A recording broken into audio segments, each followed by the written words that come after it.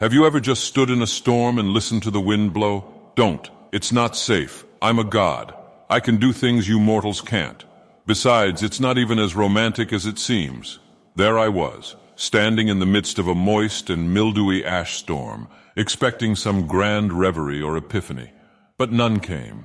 I was told so many great things, that it would be like making love to the weather, like being a part of the wind and rain.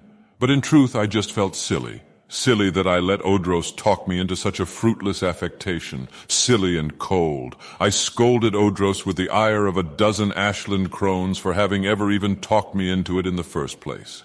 What an awful notion, standing in a storm.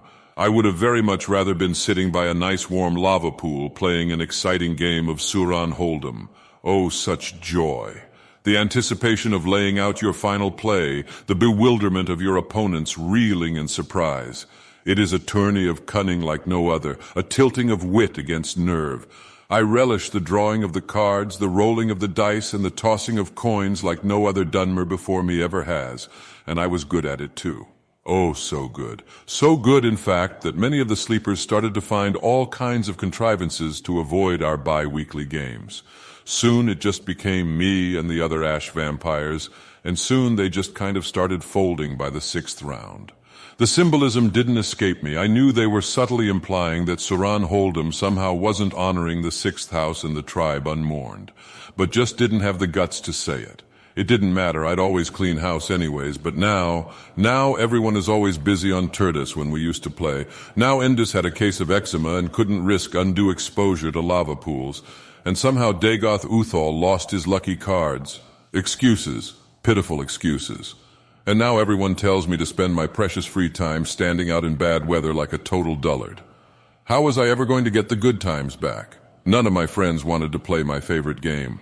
That's when I realized maybe it wasn't a game to be played with friends, or even for fun. This was Suran Holdem, the most cultured game of intrigue ever devised on Nirn, and I'd been playing it all wrong. I saw it then. It was meant to be played for keeps. I immediately set out to Balmora and joined every round at the corner club. None could match my guile or discern my motives. Cards and tables flew as sore losers were confounded by my stunning victories. The treasury of Red Mountain ballooned as I toured from corner club to corner club, but my streak hadn't gone unnoticed, it seemed.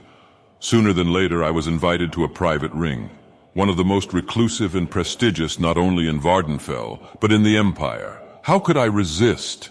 The Imperials playing a Dunmer game? How ultimately foolish I would make them look. I'd had a dozen lifetimes to perfect my plays, my draws, and my rolls. The challenger? 1C Cossides. Right back where I started my conquest, Balmora. The time? An hour from midnight that very day. I bet everything I had, so sure was I of victory. I divine intervention myself straight there and followed the written instructions given to me in the invitation, my rucksack of coin for the match bobbing along behind me as I went. But to my chagrin, each and every house I went to had a sincere and utter lack of any old Suran Holdem players by the name Cossides. I began to sweat. I looked down at the note again. I was sure I was following the instructions to a T. It wasn't a simple matter of being a few minutes late. The rules of the game are very clear that once the time for a match is set, that's when the match begins. If I wasn't there to fulfill my turn, this dastardly Imperial was going to win by default, and I would be Dagoth no-show to anyone in the higher levels of the game. If only they'd had clairvoyance spells in my time.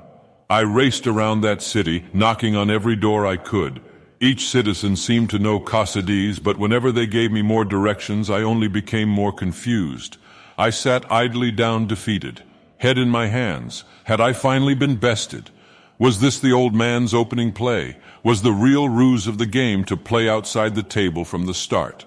An elderly Dunmer woman opened the door behind me as tears rolled down the back of my mask and beckoned me into the open door. "The Grand Master is expecting their winnings, Mr. Dagoth," she said. I simply tossed my bounty at the doorstep and whimpered, "I didn't even get to draw my cards. How is this any fun at all?" She bent over and dragged the sack of gold inside and scoffed, "Fun! This is Suran Holdem. It's not about fun." But at that moment, I knew she was wrong, that I was wrong. Games were always about fun, about friends. My obsession with winning had blinded me to that, but no longer. Heartily, I rushed back to Red Mountain with a newfound wisdom that no game of gil or wit could ever teach me. I gathered all my most beloved friends for a nice, fun, and silly game of parcheesi down by our favorite lava pool, and in the midst of the moistest ash storm we did roll. We did roll. Don't get me wrong, even though I learned my lesson, I'm still down to cream old Casides at his own game if he ever wants to get around to actually playing one.